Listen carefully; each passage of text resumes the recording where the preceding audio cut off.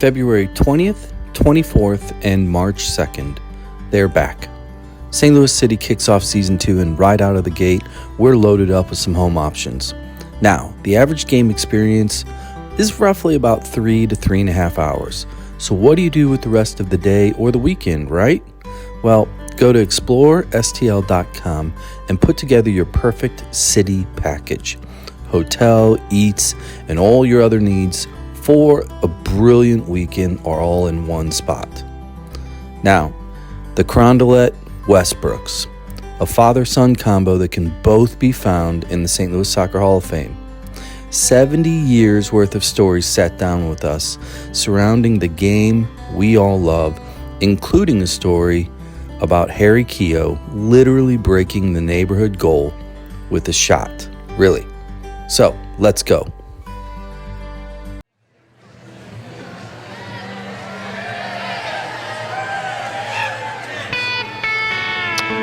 We're back. Rest in peace. You know, Oh, you know what I'm doing there, You're right? not a fan, are you? listen, I'm not going to say no that I'm not a fan of Toby Keith, who just died a couple days ago. If you did, I would punch you in the face. You know, Is he the father of bro country? No, I don't know that he's the father of anything. I But wouldn't he's say just too. He's too America for you to say you don't like him. To Merc. well, I always wondered if like Solo Cup Company Corp cut him in on some of the profits. So I actually sold into Dart, which was the Solo Cup company, years ago, and that song drastically impacted their sales in a positive way. Well, obviously you're listening. We're back. Another episode of the Soccer Dad Pod. We're rolling in with a little Toby Keith. Rest in peace. Cancer. Yet another to cancer. Stomach cancer, too. Yeah, and it's funny because it's one thing like Toby Keith. Everybody, I compare Toby Keith to a lot like my personal beer trajectory. We've talked about this a number of times. Yeah, right? you start off poor, cheap, and yellow. Sure. So you're just like Yellow-ish. Meisterbrow, whatever is sub $5 for as many as you can get. And then you get a little bit of money and you start drinking a red beer or God forbid, a black beer, right? Yes. And then you get into, I don't know, 17 flavors of bong water. And now you're a Miller Lite guy. And now I'm back, right? Toby Keith to me, like, when I was a kid, country music was like, whatever. And then it was like, no, I hate country music because I was cool. Sure. Right? Yeah. Like, I'm not going to like country music. And then as I get older, guys like Toby Keith, I'm in. So Toby Keith is in that realm for me in country music. Diamond Rio is up there for me. Like, I can listen to those guys. Well, Jared, what's this song? You know the song, obviously. I love this bar. Exactly. Yeah, that's the name of the song. I love this bar. Which was a great segue because whenever I was taking notes for the show today, in preparation of thanking those that help support the show and spread the show and keep us going, Explore St. Louis, explorestl.com, brought me to, just like the other day, we ran through the burger options. Yep. Bars. St. Louis has a few. We have bars in St. Louis? Yeah, apparently. Yeah, and they're open. Like open? That serve alcohol. So legally they're supposed to close, but technically they're open 24/7. Yeah, there are some late night spots. So here's what I want to do. In honor of ExploreSTL.com and all their support for the show and Toby Keith's I Love This Bar, we're going to do another rapid fire. Oh, I love the rapid fire. We're going to start off with dive bar. Best dive bar, go, Jared. French Quarter. Oh, you are. French Quarter in Baldwin. It's a Mardi Gras themed or a New Orleans style themed bar in Baldwin. Dive bar. A lot of fun. That's St. Louis County. Cop out. I'm going Arena Bar and Grill. Oh, that's a good one. Oh, Arena. I like that. Yep. And I can go. Nick's Pub is pretty awesome too. Nick's is good. Do you know what Arena has now in there when you go in there? Ping pong. Ping pong. Yeah, we played. Oh, yeah, that's right. We were in there the other day. Zach has gotten murdered at ping pong. That's not true. I thought you would have went a different direction. I thought you would have went the pinball route. Well, I mean, there's Up Down. There's a lot of other Silver Ballroom. Well, the in waiting this show room. specifically, we have to go Arena Bar and Grill. It's right next to the Checker Dome. And how many Steamers Legends have we had? No, you're not wrong.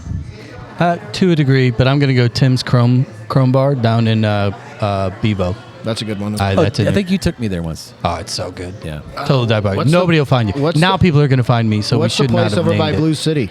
Blue City. That's got all the eclectic. Venice Cafe. Venice Cafe's hitting too. I wouldn't call that a dive Second bar. part of this, favorite quote, popular, air quotes, popular bar, St. Louis City. Where do you go? I should say, where do you send a tourist? If somebody says, I'm coming into town for 24 hours, I need a bar, where should I go? Where do you send them? Go. I mean, I'm going to do it around a city game, and I'm going to Maggie O'Brien's. I see what you did there. Zach, you got one? That's so many. I mean, I'll save you a little bit. Keep thinking. I'm sending them to John D. McGurk's. McGurk's is my go-to. So they can get a little live jig on stage. Yeah. That's a good McGurk's you cannot beat for the Irish food, the Irish music. Always have live music. All right, where are you going? Where you send them? And if you say Broadway, the Valley, no, Broadway Oyster Bar. that's another good one. I just love that place. Honorable Again, mention. live music. Honorable mention goes to Honky Tonk Bar down on Broadway. Not too far from Broadway. JB and Ryan Binkley's love that brothers. place. If you like Nashville and you go to Nashville and you go to Broadway and you love that vibe, Similar vibe. it's that For sure. Go check it out. Yep. ExploreSTL.com for more. Check them out. Ambush actually. We talked about it in the last episode. They're winning games. And they've got a game coming up. I'm going to pull up my notes because I took notes today. I told you I was going to take notes. 2/10, February 10th. So that's in 3 nights? That's Saturday. Saturday, Tacoma. Go online, get your tickets, head out, take the kids. Coldest beer in St. Charles County. That's a team right now that nobody in that league wants to play. I agree. They got it rolling. Yep. I'm excited for them. And it's a much better choice than going to Soulard Yeah, I'll give you that. on Saturday. Yeah, Mardi Gras. Where I'll be. Sorry, Explorer STL. Which brings us to one of the favorite parts of the show for many of our listeners. I need to thank Chris, Bill, and Pete over there at PinnacleLoans.com, thePinnacleLoans.com, which, by the way, you reminded me, they are so fast at pre-approvals. You can go to Milo's, across the street from their office, play a game of bocce, and it's pronounced bocce. It's not bocce. It's Bochy. It's bocce. And in our segment And by the time you're done with your game, they've got you ready. Milo's goes into that segment that we just previously did. sure. That's a stopping. That's a check mark place to stop at as well. Yeah, I'm with you. Which brings us to Pinnacle Points of the day. Jared, you said you had 17 of them ready. How about we start with one? Yeah, I'm gonna go with this one. I'm gonna give it a little bit of a background. A friend of mine, Brian Haddikin, played at SLU. His dad, Mr. Coach Haddigan, famous soccer player here. This week, did you guys catch on social media? DeSmet High School. Brian has a special needs kid going to. He's a freshman at DeSmet High School. Oh, the half court. And at the end of He sunk Catholic it. Schools Week, Aiden Haddikin is his name. They gave him the ball at half court. He heaved it left-handed, all net. Well, did you see what he did before, though? Yeah, he pumped up the crowd. He sat there, he's both arms waving up. Come on! And the cool part of the story is in our little backyard here in St. Louis, people with special needs. The Catholic schools is not a route for them usually, and where he went to grade school and what DeSmet's done with their program, it's awesome they have there. There's a lot of kids that went to grade school with him that are now at DeSmet. He's Mr. Big Shot now after making that. The shot went viral. Did it make ESPN? Or Barstool? Yeah. There's been Taylor Twellman's commented on it, and shout out to Aiden, shout out to Brian, bring And awareness. Shout out to DeSmet. What a phenomenal moment. What a great shot. Go, Aiden. Well, I'm gonna add a small B to that one because DeSmet just announced today that starting in 25, they're expanding the school to 6th, 7th, and 8th grades as well. Really? Oh, wow. I didn't know that. Yeah, that's good for them. I mean, that's a big deal in the St. Louis middle school market. Absolutely, So, yeah. kudos to DeSmet. Well done, Zach. What do you got? I've referenced it a couple times, but this Saturday, the 10th, is the Soulard Mardi Gras. festivities. I can't go. I'm not allowed. What's your pinnacle point? The pinnacle point is we are a top 10 destination for Mardi Gras celebrations in the country. It's the second largest. It's not. Fact check. They're not the second. It was largest. in the 90s, maybe in the sure. early 90s, not in the last 30 years. You fact checked that? I absolutely did, because I don't want to misrepresent. Why? It doesn't matter who's really listening. Does. I mean, we've got some really good people sitting across from us right now. I don't want to make stuff up. So we're top 10, maybe 6th in the country, to be frank, about attendance and things like that. But you do know why we fluctuate and why the weather. Bingos. Yeah, the weather. When it's 20 degrees on Saturday for Soulard, Mardi Gras, we have a lower crowd. It's supposed to be 60 on Saturday. It's going to be absolutely insane. Well, New Orleans is number 1, and number 2, 3, 4, and 5 are probably south of the Mason-Dixon line. They're all southern. Come on, for sure. How many French neighborhoods are down there, really? I do have a non-Mardi Gras pinnacle point. It's something that I have to give. Okay, go ahead. This hurts. I have to give Jared credit. One bourbon, one scotch. Yes, he was right. It's 1 bourbon, 1 scotch, 1 beer. I didn't even say it because I knew it. I know, I'm the one who puts the song on in my car with the windows down. I know, but usually if it's a break. music thing, I'm siding with JB. I think and I'm sorry, I was wrong. Out of habit, I assumed he was wrong. Out of habit. I assumed you were right. I was wrong. Now, I have to give a shout out to Shore, my cousin up in Connecticut. She's the one that called us out on it. And so we have a listener in Connecticut. Well, thank you, Whalers. Yeah, thank you, Shore. There we go. I got another one. Go. Pinnacle point. My pinnacle point. I want to talk about the MLS grant announcement. Can't wait. Ooh, yeah. This is big news. And this is like kind of the tip of the iceberg of what this really means. Long story short, for those of you that are listening, MLS grant, what is it? What is that all about?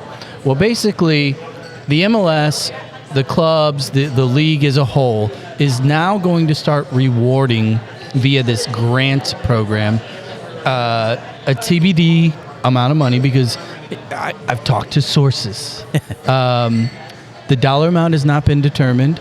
The parameters have not been determined, but it is a more formalized process for players to come up through MLS academies that do make it to MLS squads and are signed, homegrown and or other, that there is now a compensation model via this grant. For the development academies. For the development academy. So it's the Gallagher's, who happen to have 2 on that list. Yeah. It's the Lou Fuses, it's the Westons, it's the Strikers.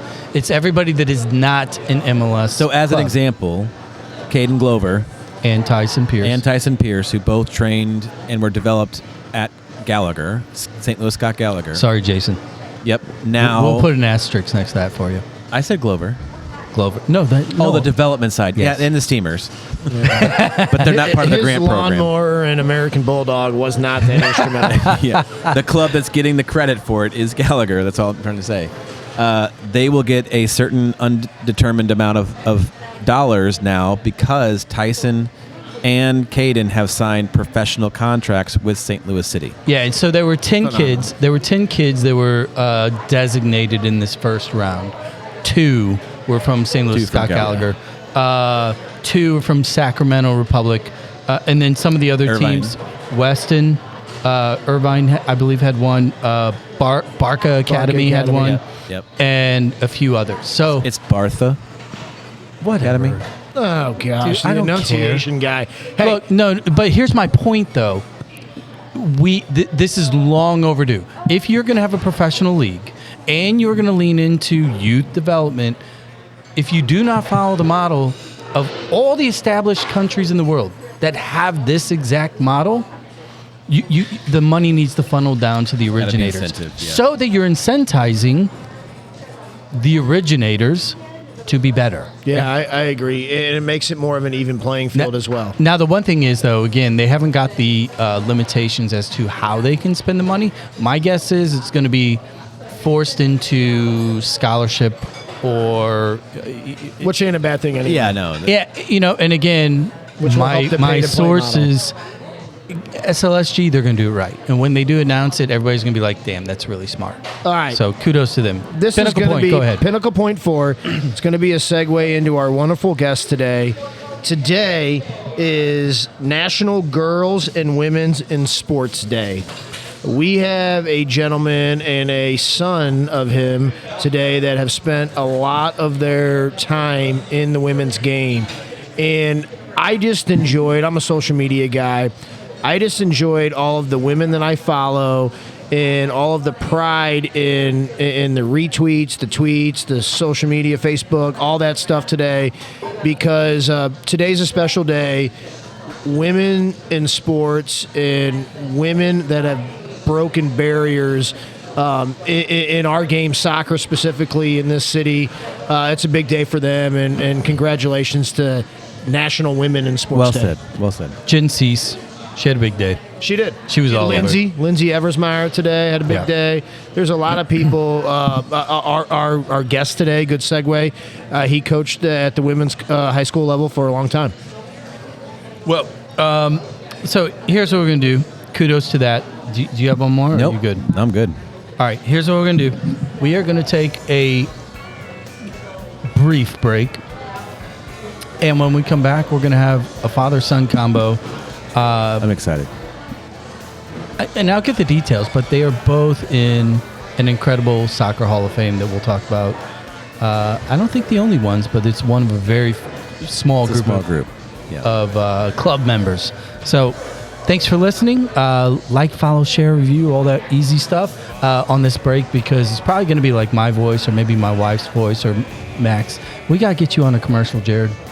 That would be the best thing in this show could take place. I know that's what the show is missing. A commercial with Jared's voice. What do you think, Zach? Yeah, that's if we did that, we would just skyrocket. Yeah. Skyrocket. Tantalizing voice. Yeah. Skyrocket. We're going to land on the other side of this break. See you in a second.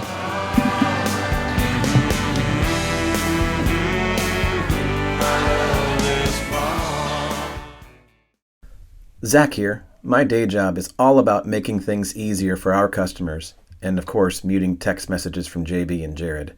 So, when Chris, Bill, and Pete at Pinnacle Real Estate Advisors talk about making things easy, I get it. No one likes getting burnt on any process, or worse, disappointed by false promises.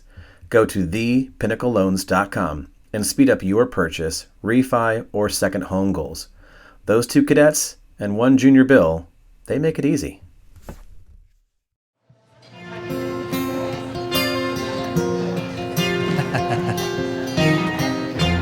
We're back.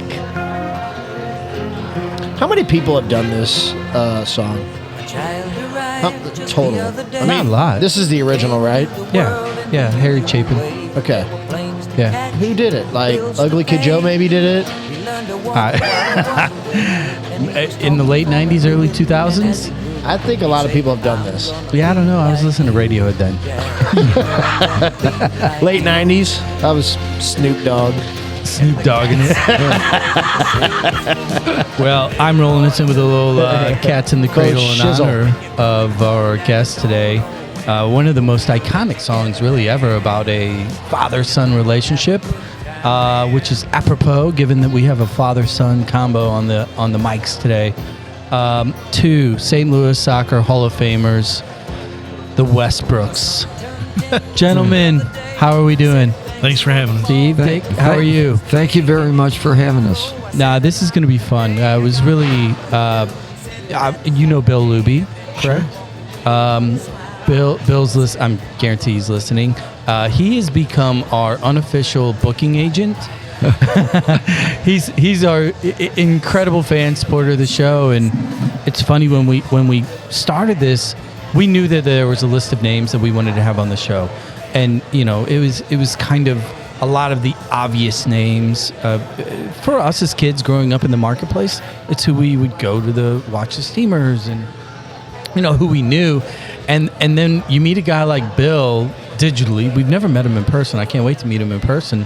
And all of a sudden he starts texting us. Well, what about this guy? What about this guy? What about this guy?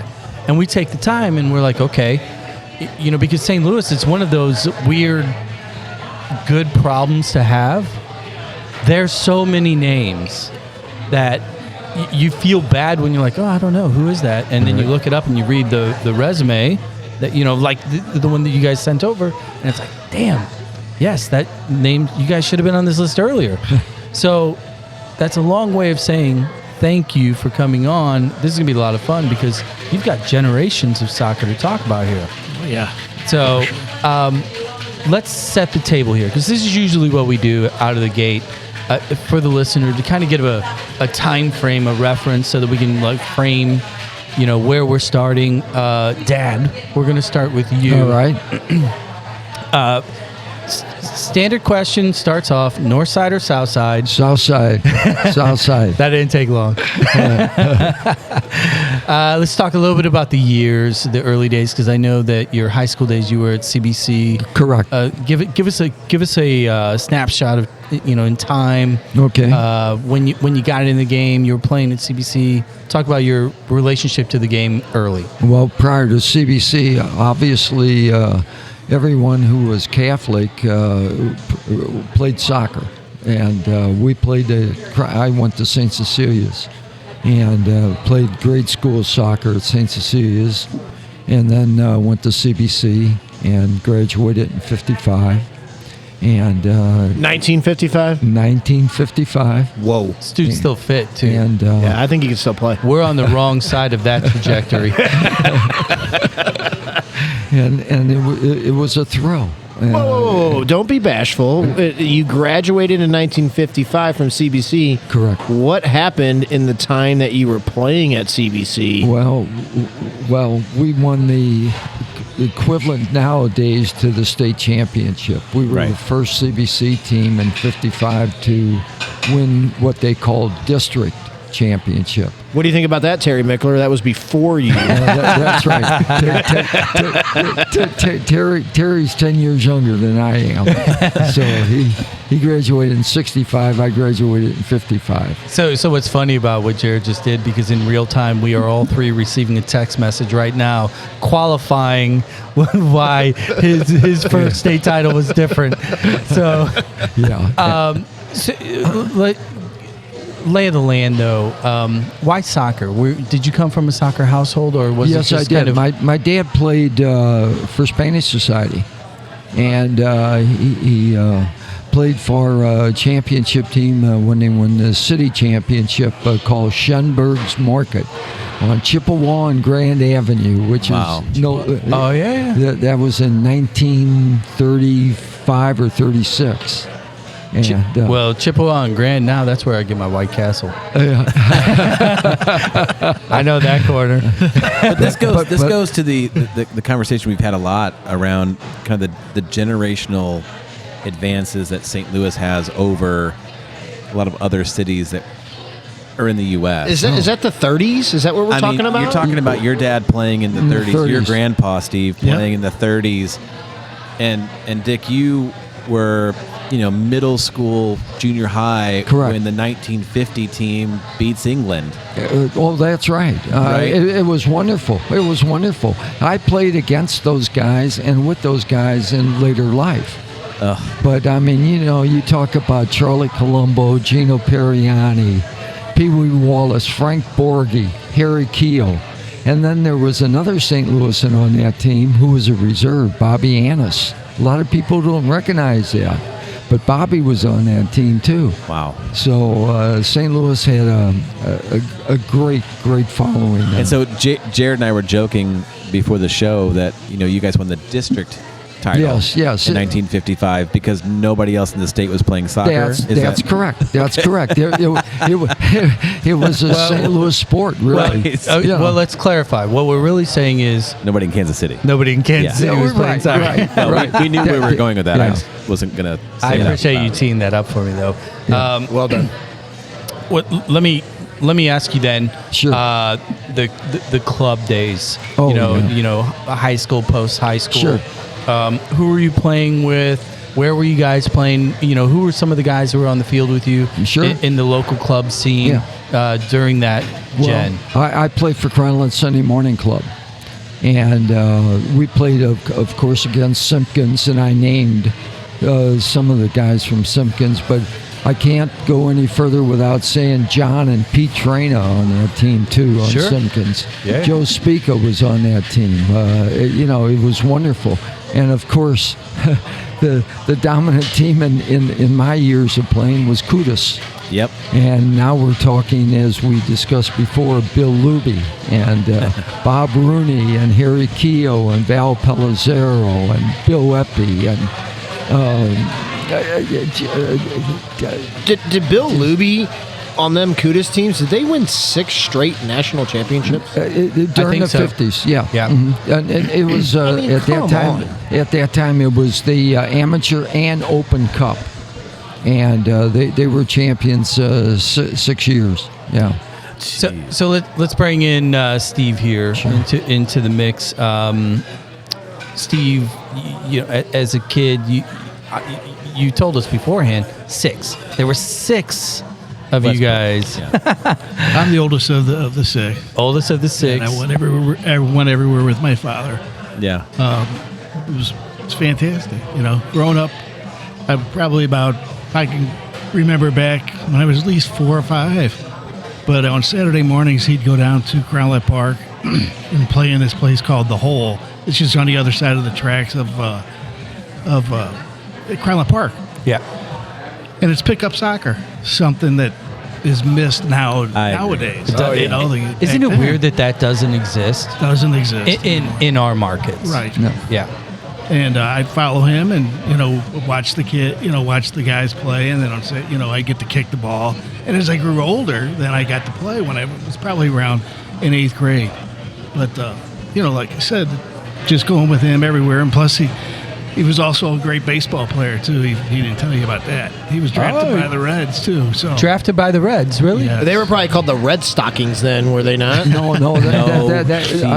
Cincinnati Reds. Yeah. Okay. Not the Boston Reds. Okay. They were the Red Stockings. They were the Red Stockings? Yeah, Boston was. This is a soccer show. Well, no, I mean, I want to ask. So you get drafted, obviously. They want you to be a pro. They want you to go down that path. Why no, or why did that? Well, my dad kind of wanted me to continue. He wanted me to get a college education. Okay. So that, and as it turned out, I met my wife. So, I mean, it was a win-win situation.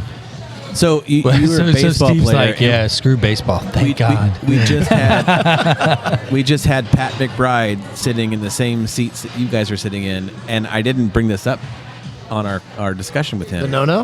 He pitched a no hitter in high school in baseball, which isn't common. Yeah, right.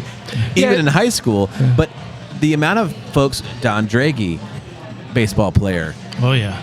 I mean, so many folks that we've interviewed over the last couple of months that without question excelled in soccer, but also baseball was still a big part of the St. Louis community. Sure. So how did you JB kind of asked why soccer, and you said, well, 2 things: one, college, and your wife.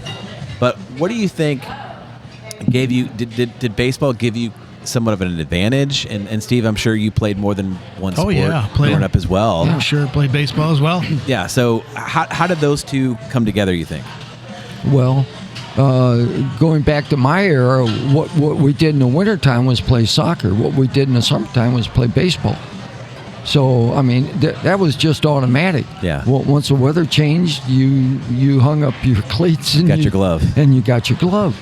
How good would that kid in the Sandlot have been at soccer? Oh, which one? You know what I'm Balls? talking about? No. Well, the catcher would have been terrible, but the guy who jumped the fence to get the ball, Yeah. I think he was Hispanic, he'd have been okay. Yeah, that's what I was So back in the day then, Steve, when you start, to kind of realize your own path, or you're falling into your own passion, was it soccer out of the gate? And if so, was it because of Dad?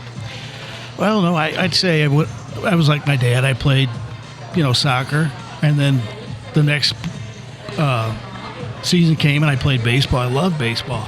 Yeah. And then the next season you play basketball. Yeah. So it was 3. When I grew up, we didn't have any club teams either. Yeah. You grew up in the Corey League or the CYC. We only played Junior Cup. So I played junior cup for 3 years, but soccer was always wanted to be my passion. I loved it. I was also coached by a great coach, George Mihailovich, who, I mean, I started going there when I was probably in about 3rd or 4th grade. In fact, I was playing for CYC, and in 3rd grade after that, my dad pulled me out. He goes, "You're not going to get better playing for the CYC team." That was actually school I was at. So he goes, "Listen, we're going to, we go play Quarter League." But I was, like I said, I was with my dad. I was down at Crowlett Park, and George Mihailovich was watching me play. And, he goes, "Dave, who are you? Where's your dad? I want to talk to him. I want you to come to my school." I'm like, I don't even know what the heck he's talking about. But then, so Mr. Mihailovich lived on the other side of Crowlett Park. We lived on the other side. So he would pick me up on Tuesdays and Thursdays, or Mondays and Wednesdays. And then we'd pick up Tommy Malley, and you guys probably heard of him. And I'd go to a soccer school. And my dad would coach Joey Mihailovich, and he would go pick up Joey Mihailovich for soccer practice.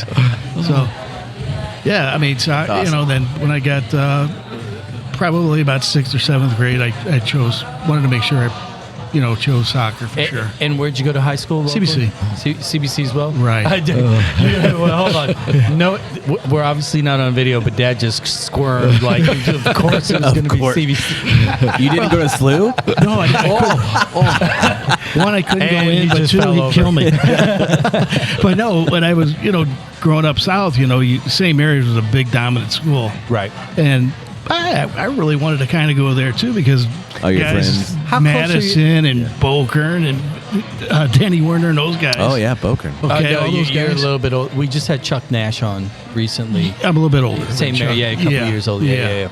But I wanted to maybe go there, but my dad goes, "Oh, you're going to CBC." You don't look it. No. Chuck looks older than you. No, Chuck, I'm just kidding. You look pretty good. He looks good. But the main reason why what really sold me on CBC, when my dad was Mickler's assistant coach, when Mr. Mickler became the head coach at CBC, but he coached football in the winter. So he called my dad and said, "Would you take the warm up, not the the preseason?" So my dad took the preseason. My mom would drive me every day to CBC when I was in 8th grade, and I would train with Draghi, Billy Bourne, Kevin Egan, Jerry Howe, that class. Wow. And I said, "I'm going to CBC." So let me ask you, Dick. I'm going to call you Dad. Okay, I'm going to say, "Hey, Dad." Sure. So that we can frame this. What was were you cognizant of Steve's path? Did you know early on that he was excelling, that there was something, there was something in the juice, right? And very much so, very much so. And how did you, as a player, though, how did you manage that? Because this is a point in the show where there's a lot of parents that are listening that probably used to play, that have kids that they, that are playing as well.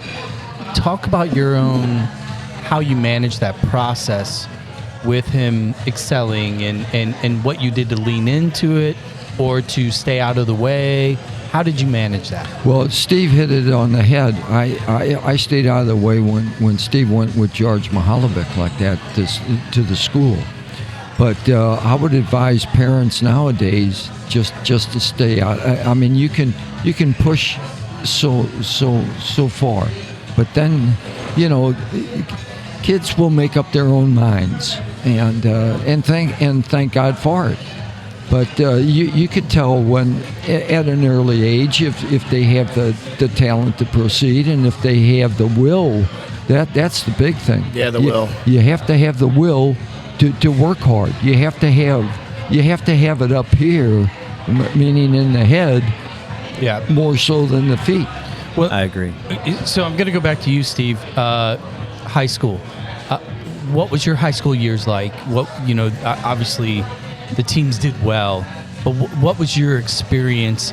And where I'm going with this is walk us up to kind of that senior year, maybe end of junior year, when you start to think about the next step. Yeah. Terry's your coach, right? Terry, and talk about the guys that you played with while you were in high school as well. Right. Okay, so 1974 class was a great player, Jimmy Roth. 75 class, be Mike Kelly, who went to SIU, Richie Werdeck, who was South Carolina and played pro for a while, Mark Krause, Kevin Whalen. Krause, yeah. 76 class was a great class. Malley, Bono, Freitag, Carney, Gherkin, Sindobri, Paul Turn in goal. When we started the season, we started 9 seniors and myself and Tommy Mickler. So we started heavy senior class, but had a lot of injuries, and we probably underachieved that year for sure. I always give Pat Carney a lot of trouble, but I said that's the most underachieving class, and I'm almost in tears. Did you win any state titles during? No, I did not win a state title, and we lost the St. Mary's 3 out of 4 years too. It was probably coaching. Does Dad rub that in a little bit? I'm just getting there. We're going to get a note on that from Terry later. Sorry, Terry. No, but my senior year, I think when that class left ahead of me, I think Mr. Mickler was thinking, "Oh boy, our senior class." We were going to have a long season, and we overachieved. Yeah, but it was fun, and lifetime friends. Well, so I want to get into you're excelling at CBC, you're getting looks, and you're approaching your senior year, or you're in your senior year. What was the college process or pathway? What was that like for you? In the late 70s. Yeah. Well, it was very exciting for sure. There weren't as many teams nationwide as there are now. You think about South Carolina, there wasn't even a South Carolina. A lot of schools that came to St. Louis recruited, obviously, were SLU, SIU, UMSL, Flo, Merrimack, Michigan State. Michigan State was the club. They came back a club team, and then they went back as a. Okay. Before that, then you had Western Illinois, Eastern, Quincy, big powerhouse. Yeah, for sure. Jack McKenzie. Yeah. So as a kid, most kids want to either go to SLU or SIU. Well, I wanted to go to St. Louis University, but Ty Keogh and Larry Helser are the 2 midfielders. I'm not going to play. And SIU, they had Matt Malloy, Ebert, Bazada, Timmy Clark, Timmy Gelker, Truschel, and they went, and then my good buddy Mike Freitag went to Indiana, so I was recruited to Indiana, and I said, was it Jerry directly? Did you engage with Jerry? Oh yeah, sure, yeah. He didn't see me play, but Mike Freitag, who went to CBC and we played on the same club team together, said we got to get me up there. So I did. I went on a recruiting trip, and rest is history. I went there for 4 years, and it was it was a great program. So I want to switch over to Dad real quick.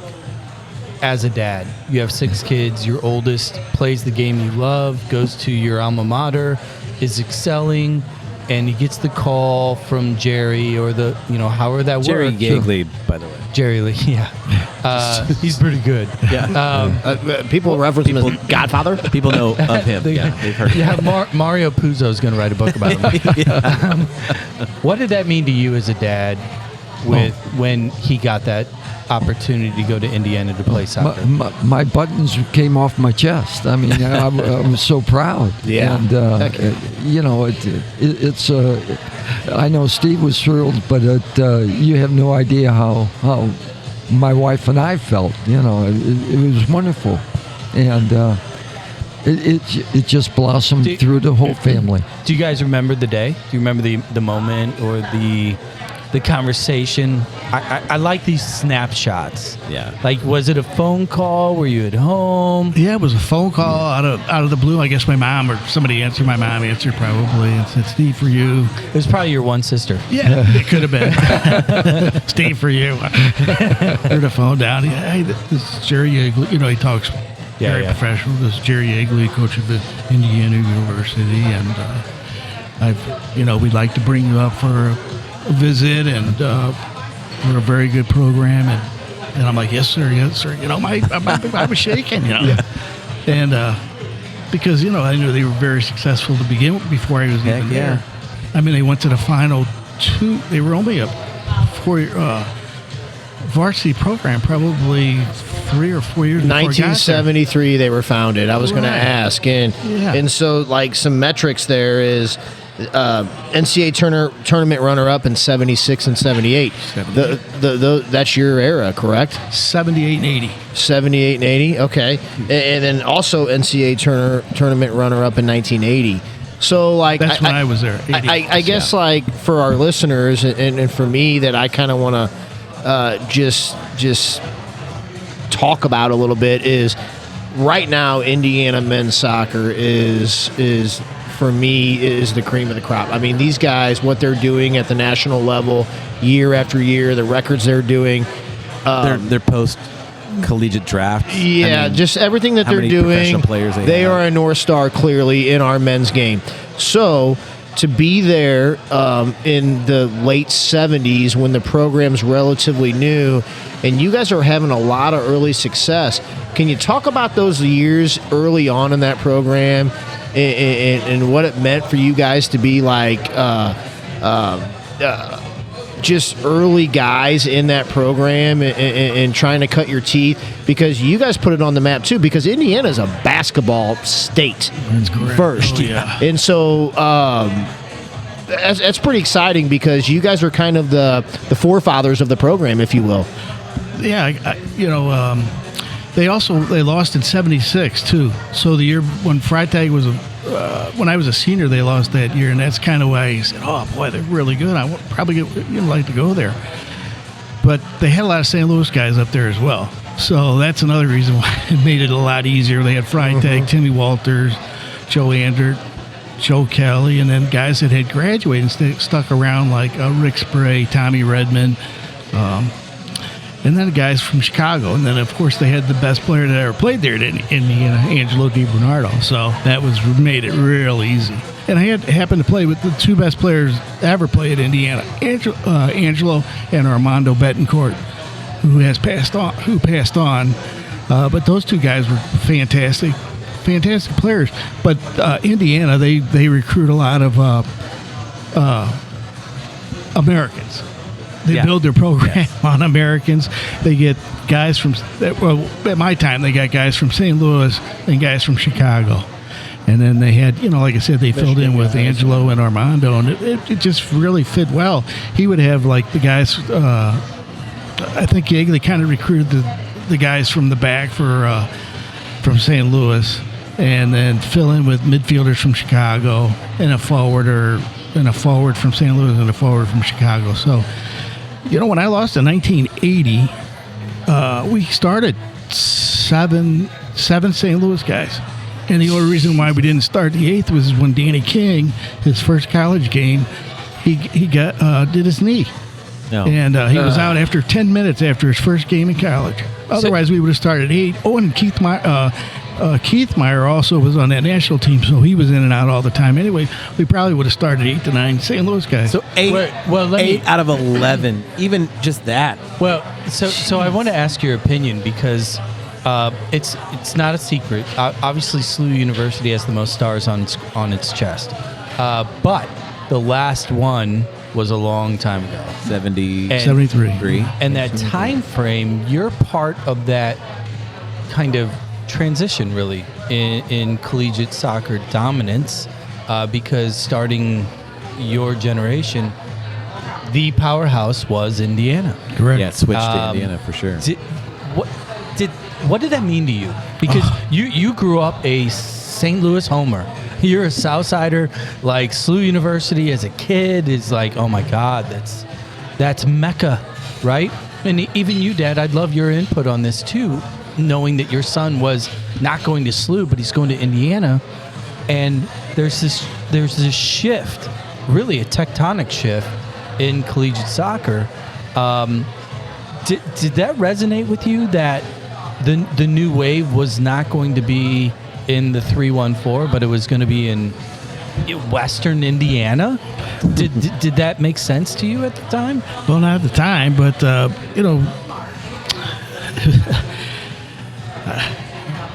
don't know what to say other than when I was there in college, we beat SLU 3 out of the 4 years I was there. We beat SIU 2 out of the 3, and so.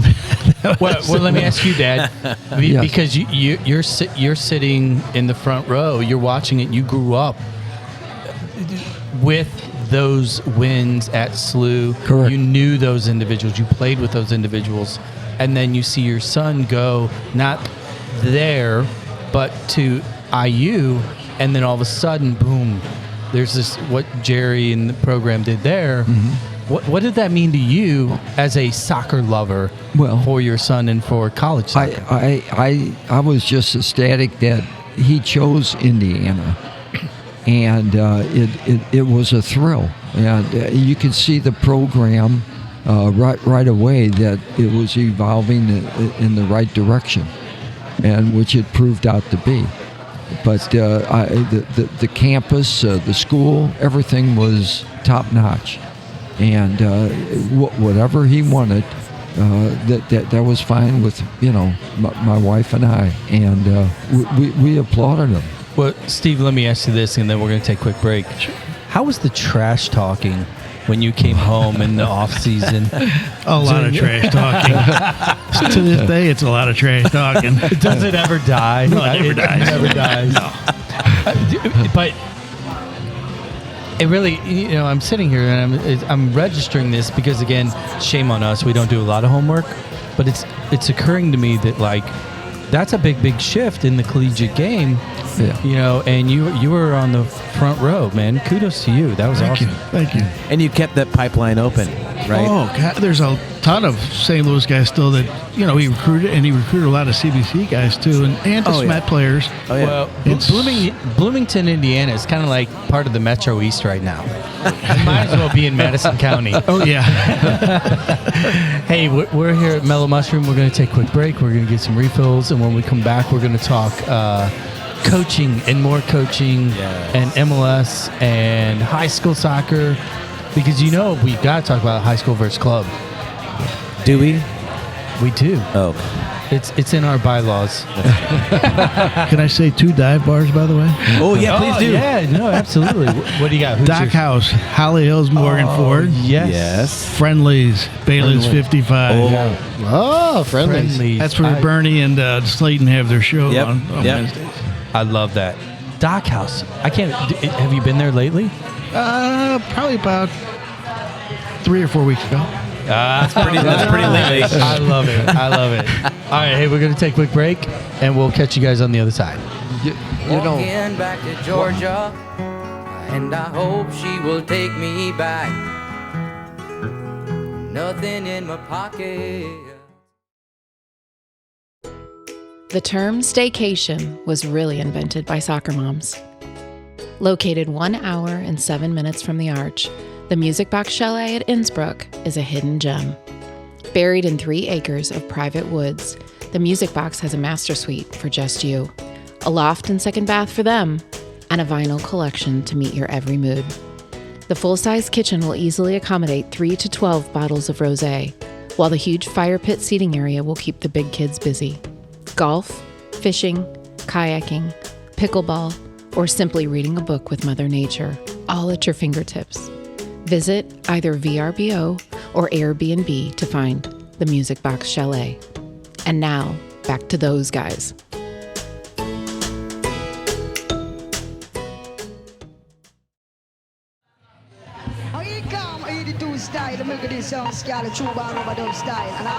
It'll make sense. Okay. I'm waiting patiently, but excitedly.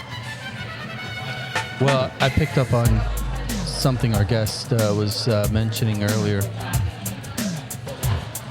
His residence in California. Okay. Remember that? Yeah. Do you remember what city it was? He was up in Irvine. No, not Irvine. It was El Segundo. El Segundo. Yeah. This is Tribe Called Quest. Okay. I left my wallet in El Segundo. Having a little fun with this one. We're back. Second half. Do we really call it second half, though? Because we do an intro. No, it's second half. So pregame. Pregame, First half, Yeah. second half. In fact, I just ran into some friends of mine from high school / college. Listen. I like it. told you. Yeah, we can't let it go too long without the FCC jumping on us. Yeah, we don't go on YouTube anyway, so they won't take it No, down. but yeah, so I ran into some friends here at Mellow Mushroom, and I said, yeah, we're in our halftime break. I like it. Yeah. Halftime break. We'll start using that. I mean, it's real. I mean, our formula has been somewhat predictable in that we had the pregame, which is us just talking nonsense for a little while, and then first half. I get split feedback on our pregame. Oh, really? Yeah. Well, we had I don't know why they took it down, but there was a review. I think it was on Spotify. I don't know why these dipshits talk before their guests. Just bring the guest on. That was definitely one of our wives. Probably. No, that was a jerk off from Kansas City. Probably. Oh, That's who it was. Which one? All of them. One of the 1.8 million. Hey, we're back with Dick and Steve Westbrook, two St. Louis Soccer Hall of Famers, father-son combo with just incredible stories laid out here. Second half of the show, I think it would make sense. I'd like to shift into more of the coaching and the experience on that side, because both of you obviously have long resume, coaching at a multitude of different levels, and the reason why I want to talk about your coaching experience, because I want to tie it into kind of the past and the present and maybe even the future state of kind of youth soccer and high school soccer, and because you've seen it over literally decades, and I want to get your take on it. So let's start with you, Dad. Okay. You come out of playing. You decide it's time to pass along my knowledge and my attitude and all my grit to the next gen. Why coach? And where did you coach early on? Well, I coached at Bush, but why? Best place ever. Jared's about to start tearing up. But why did I coach? Because it's part of the game, Give it back. Once you that's right. Once you stop playing, I mean, you want to give back something if you can. That's what we're doing here. Good. Absolutely. We can't coach. But it was great. I started out with the little kids, and you could see development. You can see it was just, and you're part of the game, and that's why I got into coaching. Well, and I'm glad I did. Well, Steve, I mean, here's the thing. This is the tough part about this episode, because you guys have so much that we could talk about. And I don't want to skim over your professional playing career, but I do want to address it in the context of coaching here, because you leave Indiana and you immediately keep playing. You keep the boots on. A combination of indoor as well as outdoor. Talk real briefly your indoor career, because where did you go first? Well, first I was drafted by Wichita Wings. The Wings, yeah. So I went to Wichita for indoor, Detroit for outdoor, back to Wichita, back to Detroit, back to Wichita. So you played year round? Yeah. Pretty much, yeah. Detroit was the outdoor team. And then Detroit folded, and then I moved to Dallas and finished up my last 2 years playing outdoor in Dallas. So you guys won the championship in Detroit. 1982. 40,000 fans, Pontiac Silverdome. How awesome was that? Wow. That was unbelievable. Yeah, I mean, there was probably a lot of giveaway tickets, but still 40,000 Still, came they to see us. showed up. Oh, yeah.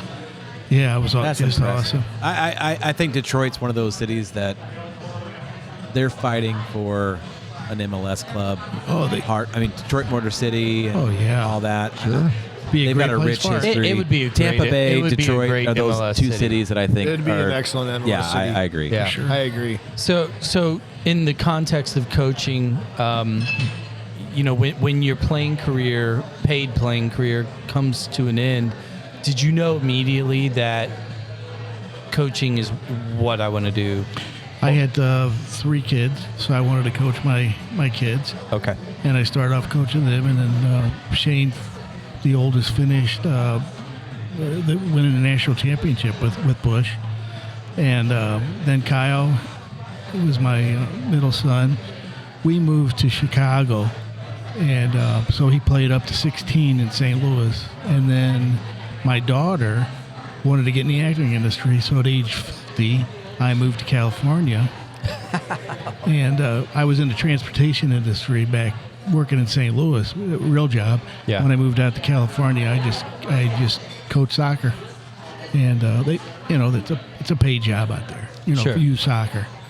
So this is a question that I ask repeatedly to coaches and developers, etc. And I would love to get the take of the two of you, because you've seen players at different levels for literally your whole lives, from teammates to kids you're coaching, and that is the it. It's a theme. So whenever I say a player has it, how would you? Let's start with you, Dad. Okay. What is it to you when you're watching a group of? I don't want to go too young, but a mid-teen or an older teen player. What is it at that age? What are you looking for? Work ethic.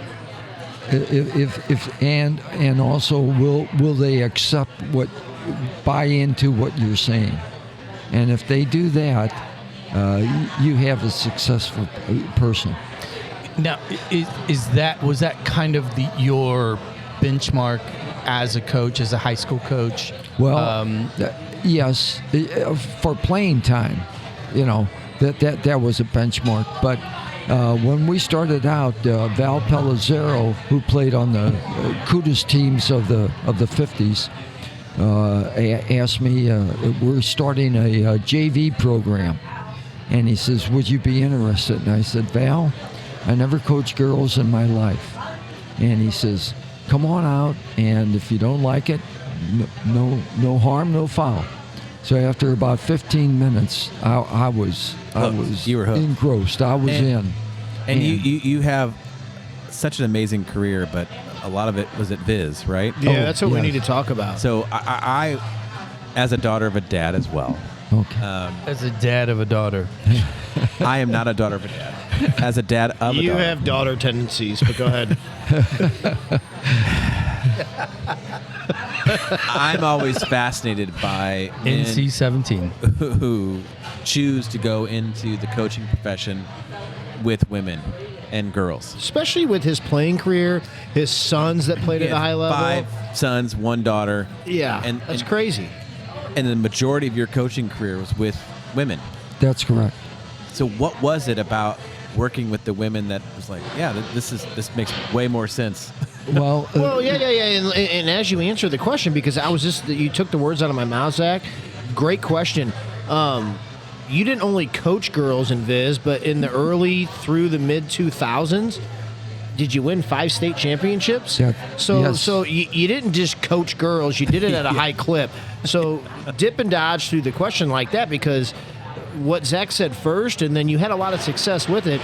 That's a pretty awesome timeline in your soccer career. Well, thank you. But it was the work ethic of the ladies.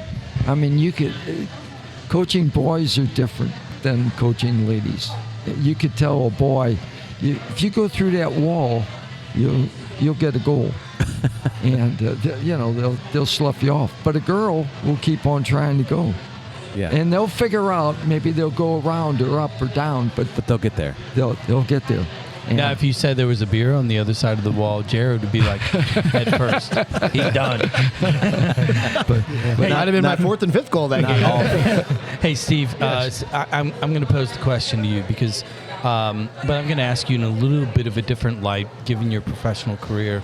When I say it, when you think of it from a player standpoint, be it individuals that you played with, against, or brought up, and then leaning into your coaching experience, what do you look for, or how do you describe it in a player? Well, like first of all, like people that show up and work hard at training and have good attitudes and just work, and accept what we're telling them and trying to help them become a better player instead of become defensive. I want them to. I might not be right all the time, which I'm probably not, but we are the coach, and we try to tell them, try it this way, and if you're not succeeding this way, try it that way. So, again, we want players with good attitudes. And it's not just about the winning. We want them to become, off the field. We want them to be a good citizen as well. Let me throw a part B on this to both of you and really just kind of challenge the question just a step further, because I think that we know it, and I think it's been described to us by many that St. Louis, like when you describe St. Louis soccer, or when outsiders describe it, it's always, oh man, it's grit, it's this tactical skill, they're going to grind you, etc. And what both of you described or answered was this work ethic and etc. Let's talk about within the 90 minutes of play. When you watch players, what are you looking for that is special? What is an example of a special player? Well, I like the forward up top. I like to see them take, as soon as they get around that box, take their guy one-on-one, get in the box. Maybe there's a penalty, maybe not. Like for our wingbacks to go forward, the guys in the midfield, possession, east to west.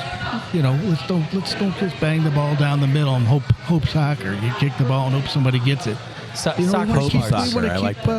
want to keep possession. Yeah, it's going and I think that's mainly what I grew up with. What my dad taught me, what the other coaches taught me. We want to possess soccer, possess the ball, move it left to right, get the wingbacks involved in the game, tighten the back, right? Follow up your shots, shoot when you're around the box.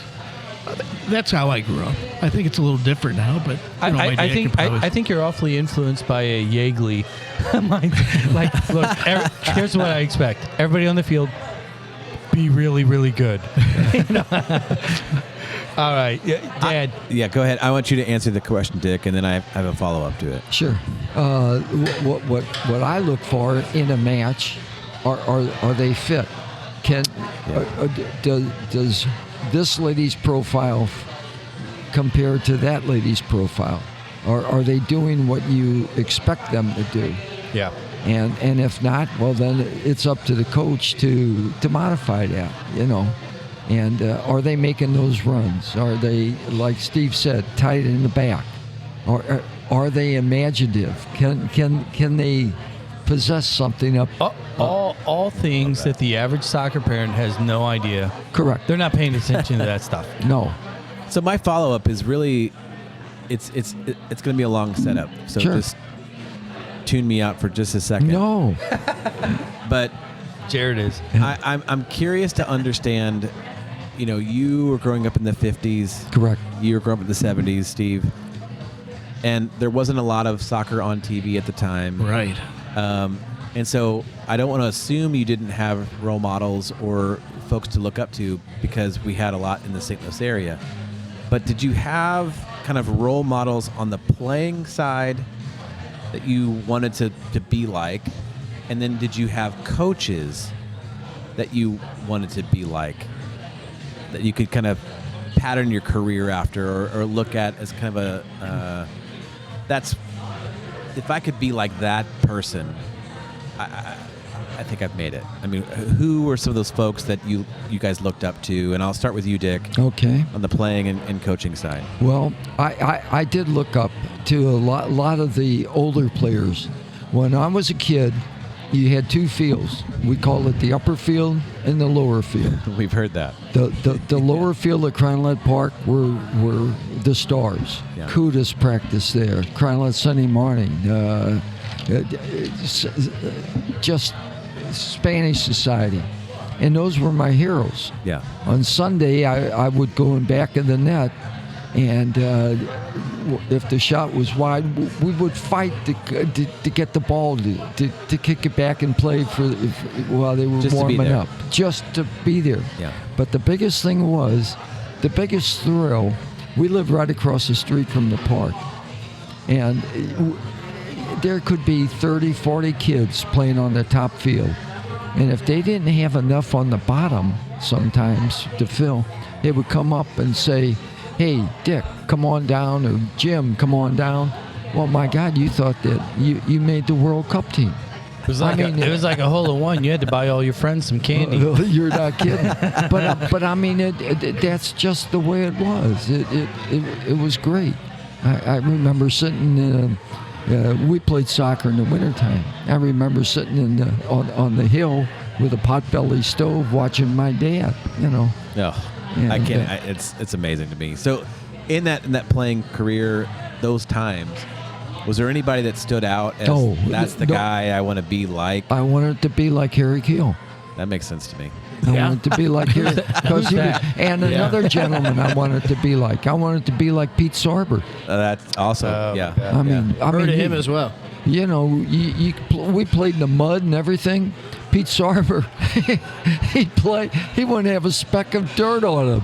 Wow. He was so smooth out there. We'll move it over to the son, Mr. Westbrook. But Yes, I want to ask you a question, and I'm going to give some love to JB's way because we haven't brought it up. But in the St. Louis Soccer Hall of Fame, you went in, and a lot of your career was coaching. Part of your counterpart going into the Hall of Fame was Gene Baker of the Granite City. Correct. Can you talk about the late Gene Baker? He means a lot to a third, at least, of this podcast. Yeah. I'm crying. You're crying, but I mean, as a coach in our high school ranks going in, I know he means a lot to JB, but I think that his peers across the coaching board, a lot of people had a lot of nice things to say about Gene Baker. No question. He was always a gentleman, and he knew the soccer. He knew soccer in and out, and his tactics were unquestioned. I mean, he was terrific. He was not only a great coach, but a wonderful, wonderful gentleman. That's awesome. He took so much pride in the fact that, well, I spoke to him literally a handful of months before he passed on this show, and off the mic, the thing that he was really proud of, because I poked him. I'm like, come on, you didn't really answer that question. Who was your favorite? And I understood. But when I was like, where's the pride come from? Is it the trophies, etc.? He's like, no, it's all of my graduates that are now coaching the game. Yeah. Like, and I kind of like, I'm looking at the two of you, and I'm, this conversation it's really unique for us because we're somehow balancing 70 plus years of playing and coaching, and it's a lot of fun, and I think that it's leading me to this question about pride in St. Louis soccer in particular, and for you, Steve, I would ask you to answer first, and that is primarily because you moved around. Obviously, within your professional career, you went away to college to Indiana, and you played pro in these other markets, and then you coached in Dallas, you coached in Chicago, and you went out to LA, and big soccer markets, and you work with great clubs. What does St. Louis soccer, though, mean to you in the context of your life with the game, of going to these other, quote, big soccer markets? How important is the culture and what your dad and his buddies and all of your friends and teams, siblings? Yeah, what does it mean to you? Well, it means everything to me. In fact, I took everything I knew from St. Louis and I applied that when I coached in L.A. El Segundo. El Segundo. You know the song. If I coached in Chicago, if I coached in Wichita, wherever I did, I always tried to play the system that I grew up with, something I knew. And then I would find the players that best fit a left back or a right side midfielder. And the trainings would be exactly like I grew up with. Well, you know how we joked about the trash talk, the SLU, IU trash talk, etc. Did you keep it going, though, on a grander scale, being a St. Louis guy, coaching in those markets with locals from those markets? Or did you kind of keep it in your back pocket. Kept it in my back pocket. I get Dad, Gary. would you have kept it in your back pocket? Yes. Well, I want to go down a little bit of a path. So we just had Pat McBride on a couple days ago, sitting right next to you guys, and he got a little emotional at the end of our episode talking about his relationship with Slobo. Oh, yeah. And how, Slobo was brought to their attention, and he had like a 10-day window to get his visa and all that kind of fun stuff. And he teared up. And Steve, you got a little emotional throughout this discussion. And it gives me the motivation to keep doing what we're doing. But I want to understand from you guys the relationships that you built, the relationships that pushed you. How much did that have an impact on you, Steve, kind of continuing to go? Because we talked about the shit talk a little bit. But there's got to be some motivation in the idea that, man, I have to show St. Louis that I've done it. Like I've kept moving forward. How much has that relationship with the game and the people that you've met throughout the game motivated you to continue to excel? Well, I just want to represent St. Louis the best way I can and coach them the best way I can. And continue to make, have the kids make friends on their team, and just like I grew up with. And, some of my best friends still are the guys I grew up with since 3rd or 4th grade on. And I hope the kids that I currently coach do that as well. And they seem to be pretty close team. We're not that good of a team. We're a little Division I team, but they work hard every day, practice, and they're getting better. So that's all I can ask. Dick, what about you? I mean, well, soccer to me is St. Louis to me is a big little town. If you play soccer. I love that. And everybody knows everybody in the soccer community. And it is just a way of life. You have to realize, in my era, you had, I talked about Spanish society. Well, that was special. You had the Hill. Those were the Italians. Up north, you had the Irish. Yeah. Kudus, Simpkins. But it was just a way of life. And you grew up with it. And if you enjoyed it, thank God, the good Lord let me just keep on. My wife let me be a kid all my life. Love that. And so she deserves the trophies. Oh, no question. We have Steve. Steve, that was quick. We have Yes, Steve here with us, but you also have 5 other kids who also have excelled in other areas, including soccer. So it's not. I mean, Steve, you've done a great job. Thank you. Don't get me wrong. But you've also had some siblings that have excelled as well. Absolutely. My brother Scott also played college soccer. My brother Craig played college soccer. Mark and Chris both played college soccer. I think Mark's in the Hall of Fame at Fonpon. Hey, Mark's in the Hall of Fame. Who was the best player you had? And you don't have to say him because he's here. I am. Well, no, he was. He is? Yes. Scott, what do you Craig's think? not here. I'm sorry, Scott? Do you think he's better than Scott? Yes. What do you think about that, Scott? Scott's definitely. Hey, and I know we're getting short on time, and I'm going to pick up for JB. St. Louis City. You guys have lived in this city. You guys have played. We just talked about the whole biography of your guys' life and just kind of joked about your siblings. What does it mean to you guys to have an MLS team here now? And have you guys been to some games? Yes. What do you think? It means everything. I mean, if they could see what Crenlet Park was compared to what they played in, oh my God! I mean, there was a tree hanging over the pitch at Crenlet Park, and if you hit the tree, the ball was still in play. The branch. I mean, a big gully right down the middle. Of course, going back, you played in the wintertime. Sure.